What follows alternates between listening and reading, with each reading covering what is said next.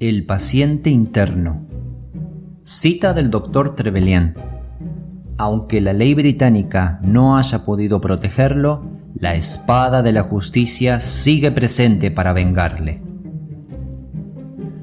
Al dar una ojeada a la serie un tanto incoherente de memorias con las que he tratado de ilustrar algunas de las peculiaridades mentales de mi amigo el señor Sherlock Holmes, me ha chocado la dificultad que siempre he experimentado al elegir ejemplos que respondan en todos los aspectos a mi propósito. Y es que en aquellos casos en los que Holmes ha efectuado algún tour de force de razonamiento analítico y ha demostrado el valor de sus peculiares métodos de investigación, los hechos en sí han sido a menudo tan endebles o tan vulgares que no he encontrado justificación para exponerlos ante el público. Por otra parte, ha ocurrido con frecuencia que ha intervenido en alguna investigación cuyos hechos han sido de un carácter de lo más notable y dramático, pero en la que su participación en determinar sus causas ha sido menos pronunciada de lo que yo, como biógrafo suyo, pudiera desear. El asuntillo que he relatado bajo el título Estudio en Escarlata y aquel otro caso relacionado con la desaparición de la Gloria Scott pueden servir como ejemplos de esas Escila y Caribdis que siempre están amenazando a su historiador. Bien puede ser que, en el caso sobre el que ahora me dispongo a escribir, el papel interpretado por mi amigo no quede suficientemente acentuado y, sin embargo, toda la secuencia de circunstancias es tan notable que no me es posible omitirla sin más en esta serie. No puedo estar seguro de la fecha exacta, pues algunos de mis memorandos al respecto se han extraviado, pero debió ser hacia el final del primer año durante el cual Holmes y yo compartíamos habitaciones en Baker Street. Hacía un tiempo tempestuoso propio de octubre, y los dos nos habíamos quedado todo el día en casa. Yo porque temía enfrentarme al cortante viento otoñal con mi quebrantada salud, mientras que él estaba sumido en una de aquellas complicadas investigaciones químicas que tan profundamente le absorbían mientras se entregaba a ellas. Al atardecer, sin embargo, la rotura de un tubo de ensayo puso un final prematuro a su búsqueda y le hizo abandonar su silla con una exclamación de impaciencia y el ceño fruncido. «Una jornada de trabajo perdida, Watson», dijo, acercándose a la ventana. «Ajá. Han salido las estrellas y ha menguado el viento. ¿Qué me diría de un paseo a través de Londres?» Yo estaba cansado de nuestra pequeña sala de estar y asentí con placer, mientras me protegía del aire nocturno con una bufanda subida hasta la nariz. Durante 3 horas caminamos los dos, observando el caleidoscopio siempre cambiante de la vida, con sus mareas menguantes y creciente a lo largo de Fleet Street y del Strand. Holmes se había despojado de su mal humor temporal y su conversación característica, con su aguda observación de los detalles y sutil capacidad deductiva, me mantenía divertido y subyugado. Dieron las 10 antes de que llegáramos a Baker Street. Un Brugman esperaba ante nuestra puerta. Un médico, y de medicina general, según veo, comentó Holmes. No lleva largo tiempo en el oficio, pero tiene mucho trabajo. Supongo que ha venido a consultarnos. Es una suerte que hayamos vuelto. Yo estaba suficientemente familiarizado con los métodos de Holmes para poder seguir su razonamiento y ver que la índole y el estado de los diversos instrumentos médicos en el cesto del mimbre, colgado junto al farolillo dentro del coche, le había proporcionado los datos para su rápida deducción. La luz de nuestra ventana, arriba, denotaba que esta tardía visita nos estaba efectivamente dedicada. Con cierta curiosidad respecto a qué podía habernos enviado un colega médico a semejantes horas, seguía Holmes hasta nuestro sanctum. Un hombre de cara pálida y flaca, con rubias patillas, se levantó de su asiento junto al fuego apenas entramos nosotros. Su edad tal vez no rebasara los 33 o 34 años, pero su semblante ojeroso y el color poco saludable de su tez indicaban una existencia que le había minado el vigor y le había despojado de su juventud. Sus ademanes eran tímidos y nerviosos, como los de un hombre muy sensible, y la mano blanca y delgada que apoyaba en la repisa de la chimenea era la de un artista más bien que la de un cirujano.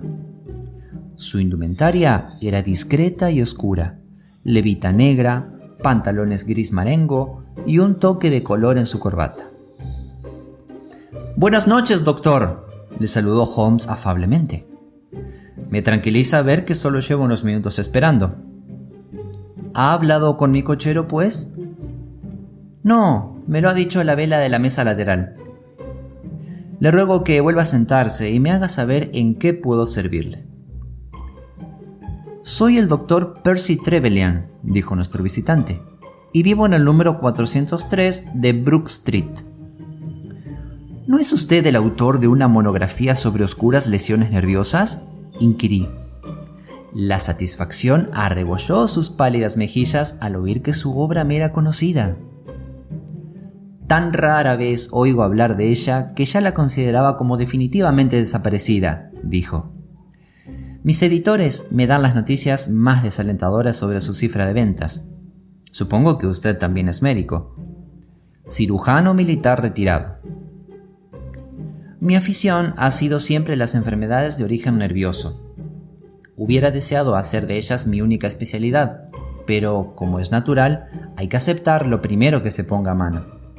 Sin embargo, esto se sale de nuestro asunto, señor Holmes, y me consta lo muy valioso que es su tiempo.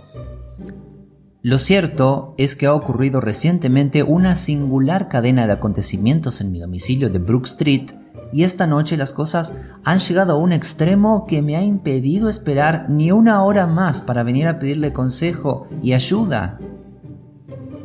Sherlock Holmes se sentó y encendió su pipa. «Gustosamente procuraré darle ambas cosas», repuso. «Le ruego que me haga un relato detallado sobre las circunstancias que le han inquietado». «Alguna de ellas es tan trivial», dijo el doctor Trevelyan, «que en realidad casi me avergüenzo de mencionarla. Pero el asunto es tan inexplicable y el cariz que recientemente ha tomado es tan enrevesado que se lo explicaré todo, y usted juzgará lo que es esencial y lo que no lo es». Para empezar, me veo obligado a decir algo acerca de mis estudios universitarios. Los cursé en la Universidad de Londres, y estoy seguro de que no creerán que me dedico indebidas alabanzas si digo que mis profesores consideraban como muy prometedora mi carrera estudiantil. Después de graduarme, seguí dedicándome a la investigación, ocupando una plaza menor en el King's College Hospital, y tuve la suerte de suscitar un interés considerable con mis trabajos sobre la patología de la catalepsia y ganar finalmente el premio y la medalla Bruce Pinkerton por la monografía sobre lesiones nerviosas a las que acababa de aludir su amigo. No exageraría si dijera que en aquella época existía la impresión general de que me esperaba una carrera distinguida. Pero mi gran obstáculo consistía en mi perentoria necesidad de un capital.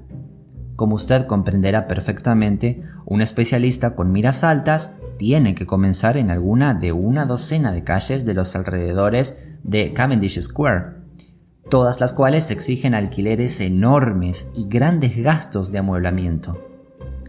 Además de este desembolso preliminar, ha de estar en condiciones para mantenerse varios años y para alquilar un carruaje y un caballo presentables. Esto se hallaba mucho más allá de mis posibilidades, y solo podía esperar que, a fuerza de economías, en 10 años pudiera ahorrarlo bastante para permitirme colgar la placa.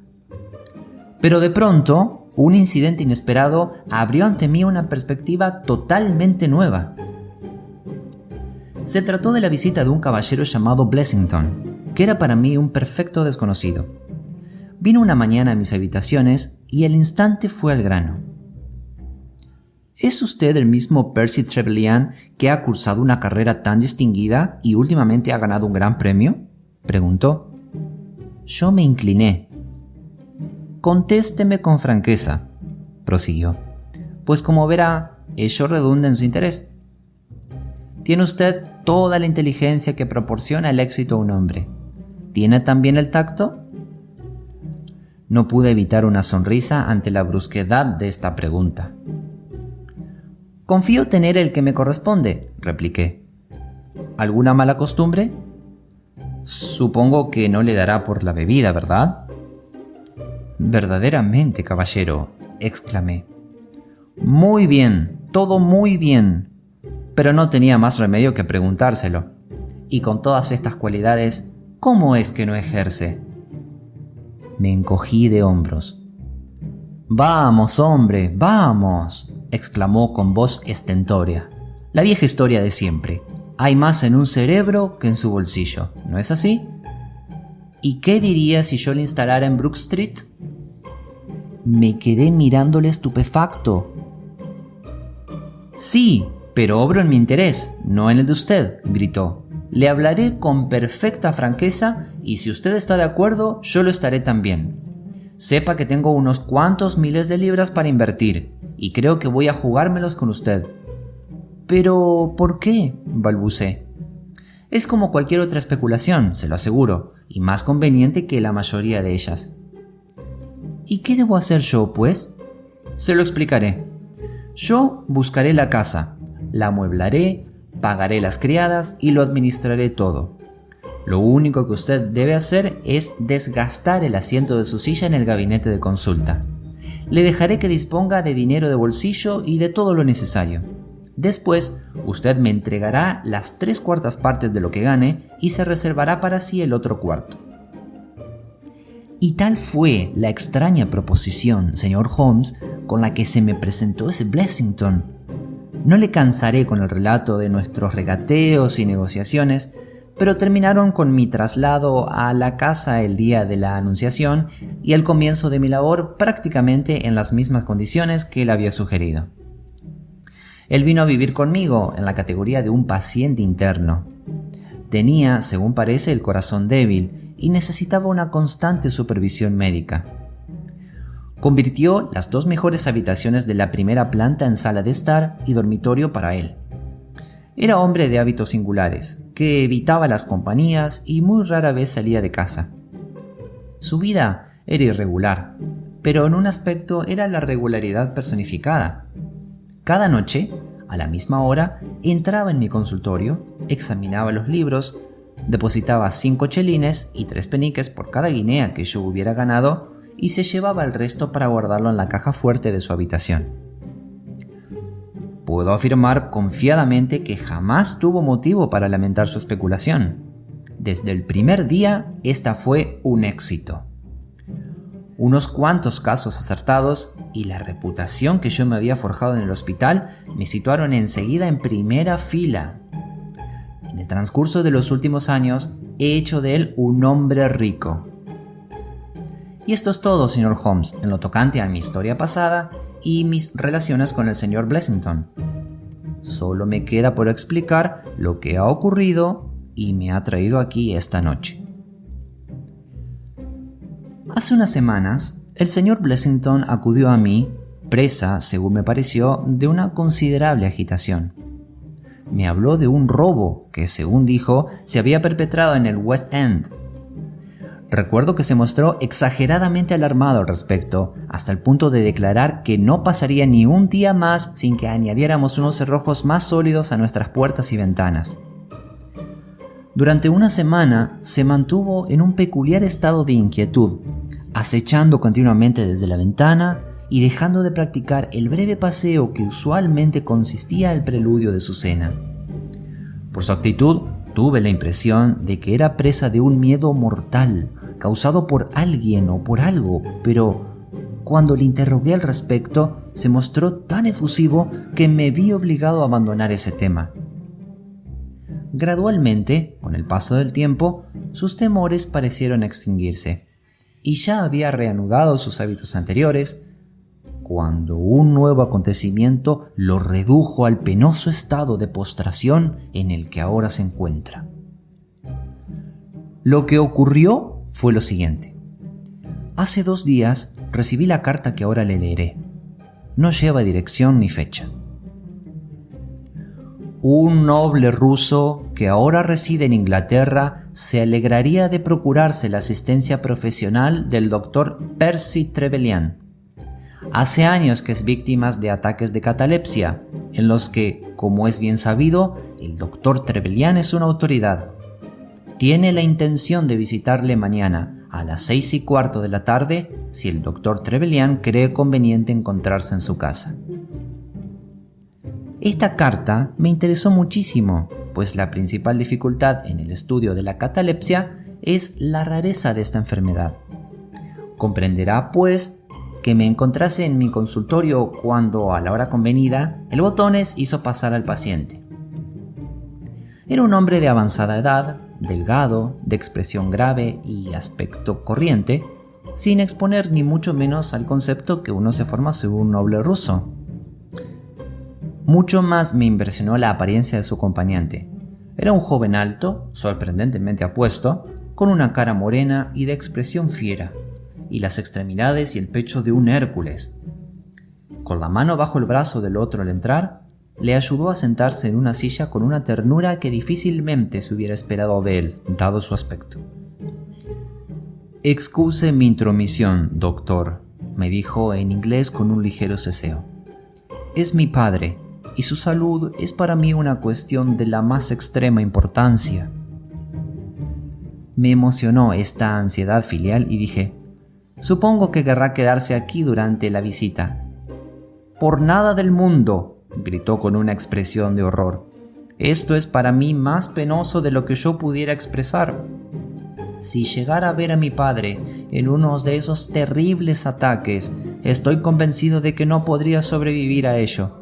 Mi sistema nervioso es excepcionalmente sensible. Con su permiso, yo me quedaré en la sala de espera mientras usted reconoce a mi padre». Como es natural, asentí, y el joven se retiró. El paciente y yo nos entregamos entonces a una conversación sobre su caso, y yo tomé notas exhaustivas. No era hombre notable por su inteligencia y sus respuestas.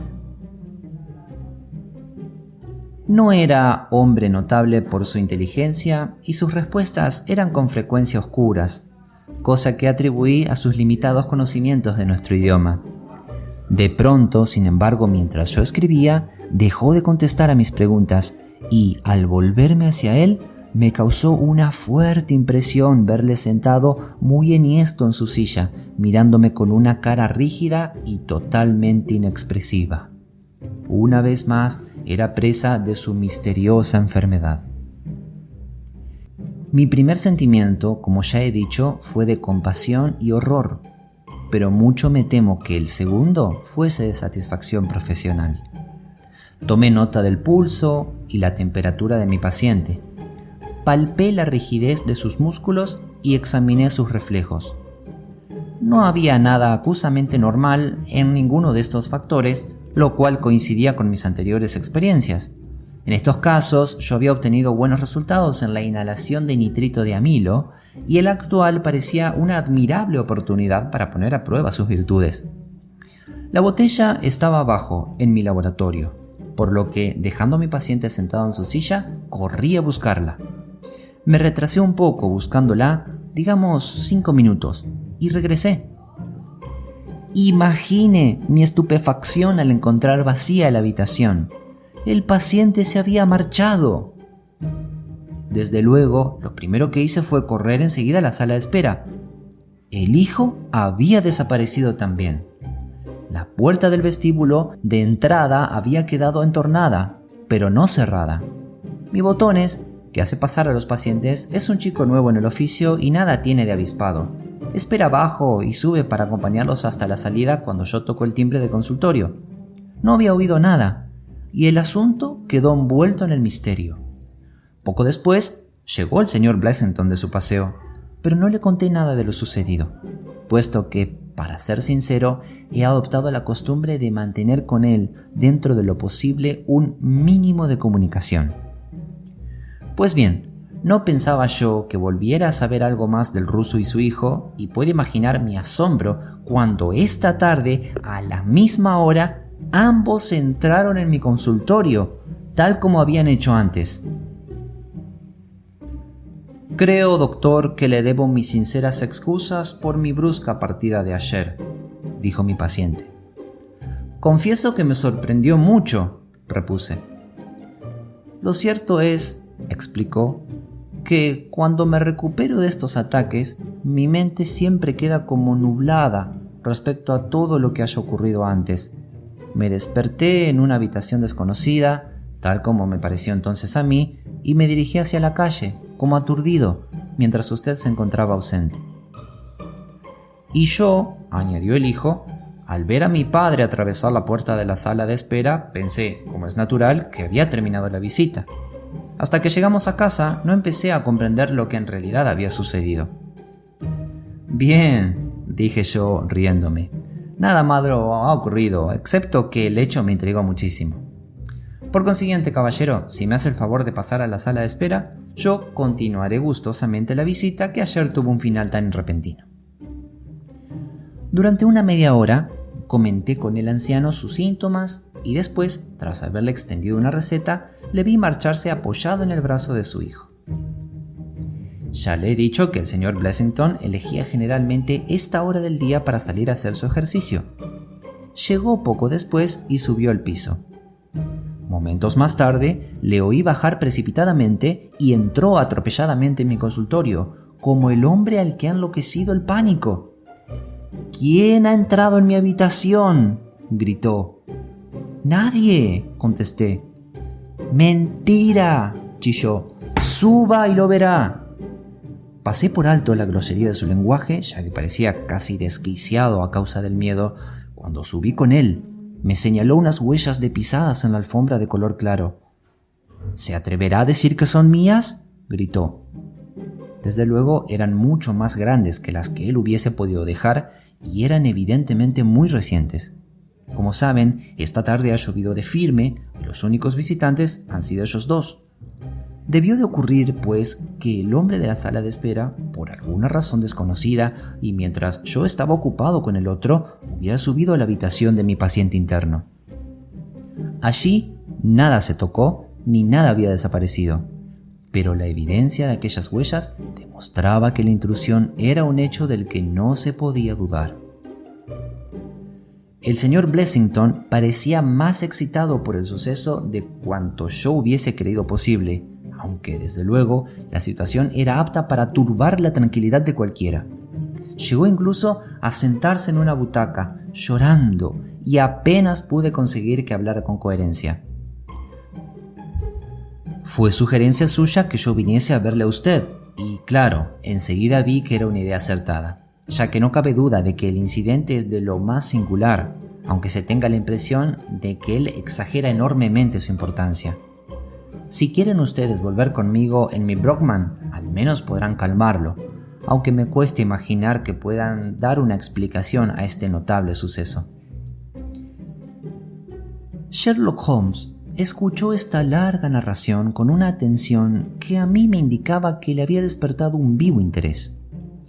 Su cara era tan impasible como siempre, pero sus párpados habían descendido con mayor pesadez sobre sus ojos, y el humo se había ensortijado como más espesor al salir de su pipa, como para dar énfasis a cada episodio curioso en el relato del doctor. Al llegar nuestro visitante a la conclusión del mismo, Holmes se levantó de un salto sin pronunciar palabra, me entregó mi sombrero, cogió el suyo de la mesa y seguimos al doctor Trevelyan hasta la puerta. Al cabo de un cuarto de hora nos apeábamos ante la puerta de la residencia del médico de Brook Street, una de aquellas casas sombrías y de fachada lisa que uno asocia con la práctica médica en el West End. Nos abrió un botones muy jovencito y enseguida empezamos a subir por la amplia y bien alfombrada escalera. Sin embargo, una singular interrupción nos obligó a inmovilizarnos. La luz en la parte alta se apagó de repente y de la oscuridad brotó una voz aguda y temblorosa. «¡Tengo una pistola!», chilló, «y les juro que dispararé si se acercan más». «Esto ya es insultante, señor Blessington», gritó a su vez el doctor Trevelyan. «Ah, es usted, doctor», dijo la voz con un gran suspiro de alivio. «Pero estos otros señores, ¿son lo que pretenden ser?» Fuimos conscientes de un largo examen a través de la oscuridad. Sí, está bien, aprobó por último la voz. Pueden subir. Siento que mis precauciones les hayan molestado. Mientras hablaba, volvió a encender la luz de gas en la escalera y nos encontramos ante un hombre de singular catadura, cuya apariencia, al igual que su voz, atestiguaba unos nervios maltrechos.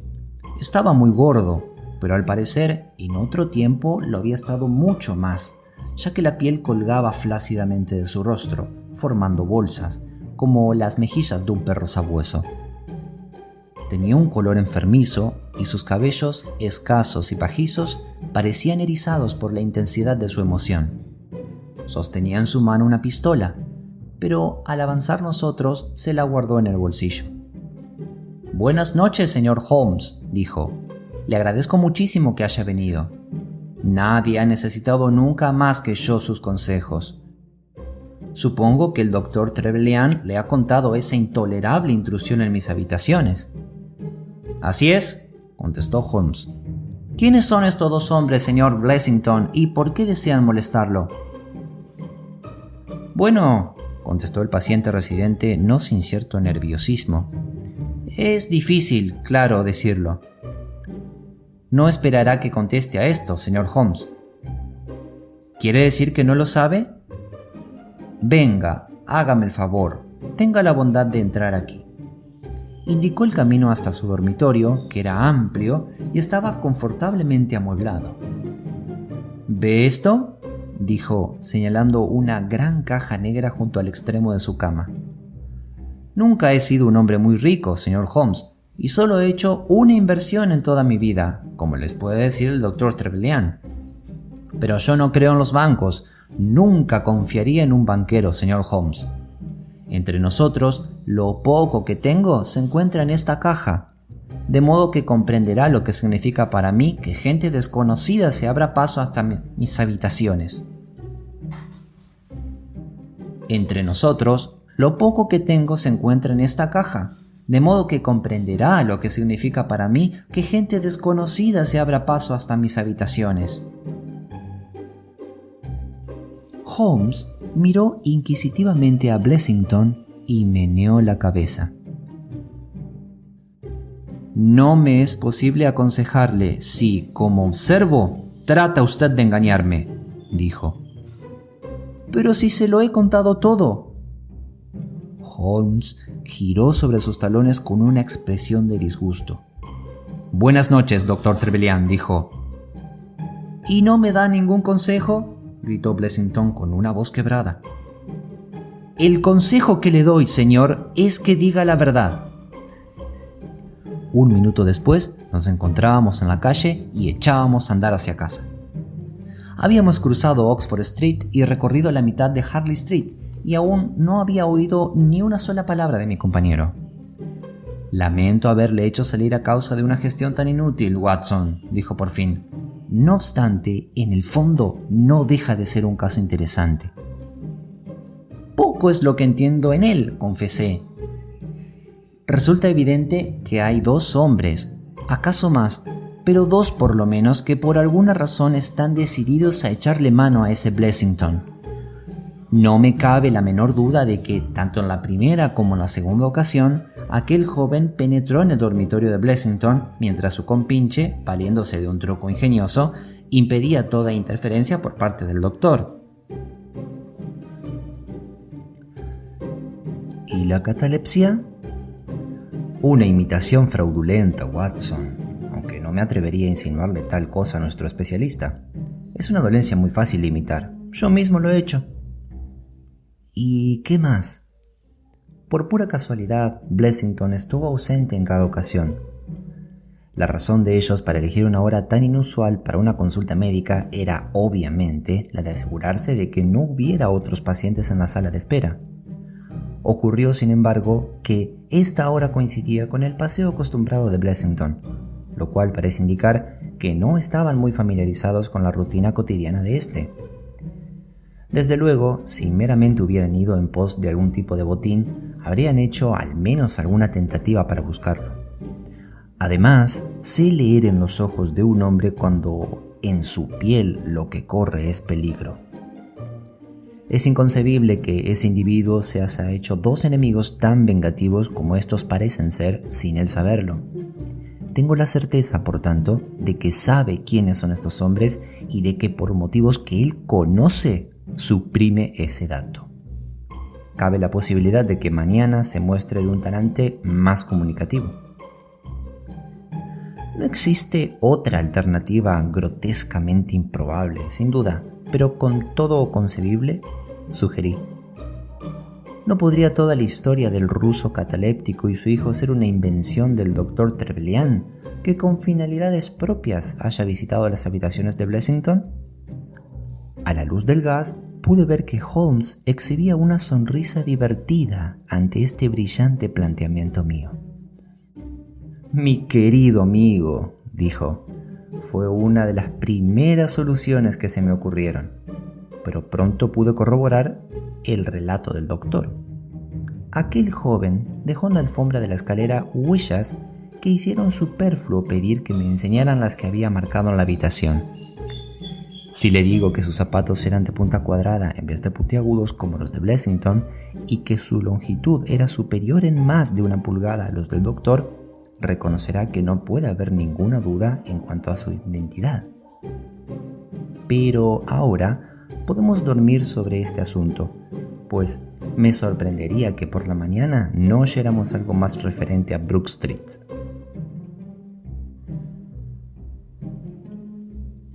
La profecía de Sherlock Holmes no tardó en cumplirse.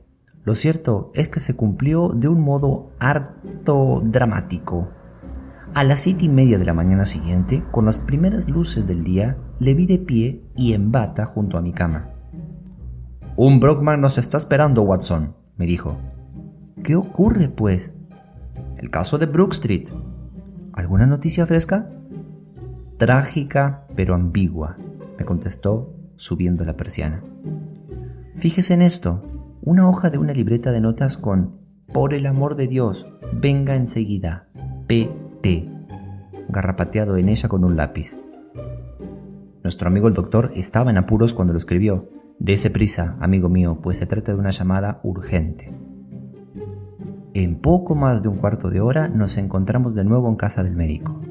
Este salió corriendo a recibirnos con el horror pintado en su cara. «¡Vaya calamidad!», gritó, llevándose las manos a las sienes. «¿Qué ha sucedido?» «Blessington se ha suicidado». Holmes dejó escapar un silbido. «Sí, se ha ahorcado durante la noche. Habíamos entrado y el médico nos había precedido hasta lo que era evidentemente la sala de espera». «Apenas sé lo que hago», exclamó. «La policía ya está arriba. Es algo que me ha causado una impresión tremenda». «¿Cuándo lo descubrió?» «Cada mañana se hace subir una taza de té a primera hora. Cuando entró la camarera, a eso de las 7, el desdichado estaba colgado en el centro de la habitación.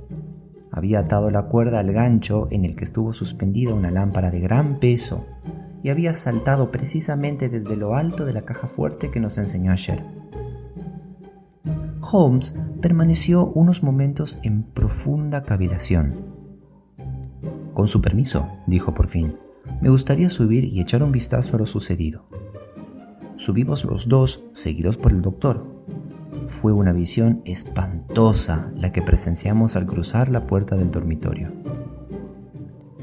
Ya he hablado de la impresión de flacidez que causaba aquel hombre llamado Blessington, pero colgado del gancho, esta impresión se intensificaba y exageraba hasta que su apariencia apenas era humana. El cuello estaba retorcido como el de un pollo desplumado, y esto hacía que el resto del difunto pareciera más obeso y antinatural por contraste.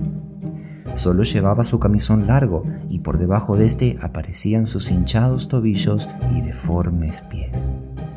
Junto a él, un inspector de policía de porte marcial tomaba notas en una libreta. «Ah, señor Holmes», exclamó cordialmente al entrar mi amigo. «Me alegra mucho verle». «Buenos días, señor Lanier», contestó Holmes. «Estoy seguro de que no me considerará como un intruso. ¿Ha oído hablar de los hechos que han desembocado en este final?» «Sí, algo he oído de ellos». ¿Se ha formado alguna opinión? Por lo que puedo saber, el miedo privó a este hombre de su sano juicio. Como ve, ha dormido en esta cama. Hay en ella su impresión, y bien profunda. Como usted sabe, hacia las 5 de la mañana es cuando se producen más suicidios. Y esta debió de ser, más o menos, la hora en que se ahorcó. Al parecer, fue cosa muy bien estudiada. Yo diría que lleva muerto como unas 3 horas, a juzgar por la rigidez de los músculos, dije yo. ¿Ha observado algo peculiar en la habitación, señor Lanner?, preguntó Holmes. He encontrado un destornillador y unos cuantos tornillos en el lavabo. Asimismo, parece ser que durante la noche fumó lo suyo. Aquí hay 4 colillas de cigarro que encontré en la chimenea. Hizo Holmes. ¿Ha visto su boquilla para cigarros? No he visto ninguna. ¿Su cigarrera, pues? Sí, estaba en el bolsillo de su chaqueta. Holmes la abrió y olisqueó el único cigarro que contenía. Esto es un habano, y estas colillas corresponden a unos cigarros del tipo peculiar que importan los holandeses de sus colonias en las Indias Orientales. Suelen ir envueltos en paja y, dada su longitud, son más delgados que los de cualquier otra marca. Cogió las 4 colillas y las examinó con su lupa de bolsillo. 2 de ellos fueron fumados con boquilla y los otros 2 sin ella, prosiguió. 2 fueron cortados por una navaja no muy afilada y las puntas de los otros 2 fueron mordidas por una dentadura en excelente condición. Esto no es un suicidio, señor Lanner. Es un asesinato muy bien planeado y realizado a sangre fría. ¡Imposible!, exclamó el inspector. ¿Por qué? ¿Por qué alguien había de asesinar a un hombre por un procedimiento tan torpe como el de descolgarlo? Esto es lo que tenemos que averiguar. ¿Cómo pudieron entrar? Por la puerta principal. ¿Estaba atrancada? Pues fue atrancada después de salir ellos. ¿Cómo lo sabe? Vi sus trazas. Excúseme un momento y podré ofrecerle más información al respecto. Holmes se acercó a la puerta, hizo funcionar la cerradura y la examinó a su manera metódica. Después sacó la llave que estaba puesta por el interior y la inspeccionó también. La cama, la alfombra, las sillas, la repisa de la chimenea, la cuerda y el difunto fueron examinados por turno, hasta que se declaró satisfecho y, con mi ayuda y la del inspector, bajó aquellos pobres restos y los depositó reverentemente bajo una sábana. ¿Qué se sabe de esta cuerda?, preguntó. Ha sido cortada de aquí, contestó el doctor Trevelyan, sacando un gran rollo que había debajo de la cama. Tenía un temor morboso al fuego y siempre guardaba esto junto a sí para poder escapar por la ventana en caso de que ardiese la escalera. Esto les debe haber allanado el camino, comentó Holmes pensativo. Sí, los hechos en sí son muy simples, y me sorprendería que por la tarde no pudiera ofrecerle también los motivos de los mismos. Me llevaré esta fotografía de Blessington que veo sobre la repisa de la chimenea, ya que puede ayudarme en mis investigaciones. Pero no nos ha dicho usted nada, exclamó el doctor. Bien, no puede haber duda en cuanto a la secuencia de los acontecimientos, repuso Holmes. Intervinieron 3 sujetos, el hombre joven, el viejo y un tercero sobre cuya identidad carezco de pistas. Es necesario observar que los 2 primeros son los mismos que se presentaron disfrazados como el conde ruso y su hijo, por lo que tenemos una descripción muy completa de ellos. Les franqueó la entrada un cómplice situado dentro de la casa. Si me permite ofrecerle un breve consejo, inspector, yo arrestaría al Botones, que, según tengo entendido, bien poco tiempo lleva a su servicio, doctor. Es que ese joven tunante no aparece, contestó el doctor Trevelyan. La camarera y la cocinera lo han estado buscando hace unos momentos. Holmes se encogió de hombros. Ha representado en este drama un papel que ha tenido su importancia, dijo. Después de subir los 3 hombres por la escalera, cosa que hicieron de puntillas, con el de más edad en primer lugar, el más joven en segundo y el hombre desconocido detrás. ¡Mi querido Holmes!, no pude por menos que exclamar. Es que no puede haber discusión en cuanto a la superposición de huellas. Tuve la ventaja de saber la noche pasada a quién pertenecía cada una de ellas. Subieron así los 3 a la habitación del señor Blessington, cuya puerta encontraron cerrada. Sin embargo, con la ayuda de un alambre, forzaron la llave y le dieron vuelta. Incluso sin lupa, percibirán ustedes los arañazos de la guarda donde fue aplicada la presión. Al entrar en la habitación, su primera acción debió de consistir en amordazar al señor Blessington. Puede que éste durmiera o puede que quedara tan paralizado por el terror que fuese incapaz de gritar. Estas paredes son gruesas y es concebible que su chillido, si es que tuvo tiempo para proferir uno, no lo oyera nadie. Una vez inmovilizado, me resulta evidente que tuvo lugar alguna clase de consulta. Probablemente se trató de algo similar a un procedimiento judicial. Debió de haber durado bastante tiempo, ya que fue entonces cuando se fumaron estos cigarros. El hombre de más edad estaba sentado en un sillón de mimbre, y era él quien utilizaba la boquilla. El hombre más joven se sentaba algo más allá, pues dejaba caer su ceniza en esta cómoda. El tercer individuo paseaba de un lado a otro. Creo que Blessington estaba sentado en la cama, aunque erguido, pero de esto no puedo estar absolutamente seguro. Pues bien, la sesión terminó ahorcando a Blessington. La operación estaba tan prevista que tengo la impresión de que habían traído consigo una especie de garrucha o polea que pudiera servir como horca. Es concebible que aquel destornillador y aquellos tornillos estuvieran destinados a montarla. Sin embargo, al ver el gancho, como es natural, se ahorraron este trabajo. Una vez concluida su tarea, se marcharon y la puerta fue atrancada detrás de ellos por su compinche. Habíamos escuchado todos, con el más profundo interés, este bosquejo de los hechos nocturnos que Holmes había deducido de unos signos tan sutiles e imperceptibles que incluso cuando ya nos lo habían indicado, apenas nos era posible seguirle sus razonamientos. El inspector se ausentó presuroso para indagar sobre botones, mientras Holmes y yo regresábamos a Baker Street para desayunar.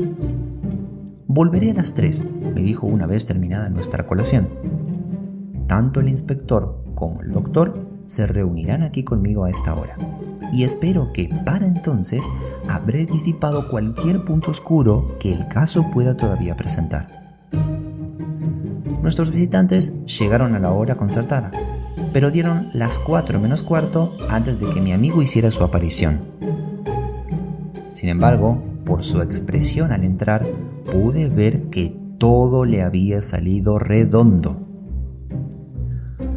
¿Alguna noticia, inspector? Hemos dado con el muchacho, señor. Excelente. Y yo he dado con los hombres. ¿Ha dado usted con ellos?, gritamos los 3 a la vez. Al menos he conseguido su identidad. El llamado Blessington es, tal como yo esperaba, bien conocido en la jefatura de policía, y lo mismo cabe decir de sus asaltantes. Sus nombres son Biddle, Hayward y Moffat. «La banda del Banco Worthington», exclamó el inspector. «Exactamente», confirmó Holmes. «Entonces Blessington tenía que ser Sutton». «Esto es». «Pues bien, con esto todo queda tan claro como un cristal», dijo el inspector. Pero Trevelyan y yo nos miramos desconcertados. «Recordarán, sin duda, el asunto del gran robo en el Banco Worthington», dijo Holmes, en el que tomaron parte 5 hombres. Estos 4 y un quinto llamado Cartwright. Tobin, el vigilante, fue asesinado y los ladrones huyeron con 7.000 libras. Esto ocurrió en 1875. Los 5 fueron detenidos, pero las pruebas contra ellos no tenían nada de concluyentes. Ese Blessington o Sutton, que era el peor de la pandilla, se convirtió en delator, y debido a su declaración, Cartwright fue ahorcado y los otros 3 fueron sentenciados a 15 años cada uno. Cuando salieron en libertad el otro día, unos años antes de cumplir toda la condena, se confabularon, como han podido ver, para buscar al traidor y vengar la muerte de su compañero. Por 2 veces trataron de llegar hasta él y fallaron, pero a la tercera, como saben, se salieron con la suya. ¿Hay algo más que pueda explicar, Dr. Trevelyan? Creo que lo ha expuesto todo con notable claridad, dijo el doctor. Sin duda, el día que se mostró tan excitado fue aquel en que leyó en los periódicos que habían soltado a aquellos hombres. Precisamente, sus temores acerca de un robo no eran más que una pantalla. Pero, ¿por qué no podía contarle usted todo esto? Pues bien, mi estimado señor, puesto que conocía el carácter vengativo de sus antiguos asociados, trataba de ocultar su identidad ante todos, tanto tiempo como le fuera posible. Su secreto era vergonzoso y no podía decidirse a divulgarlo.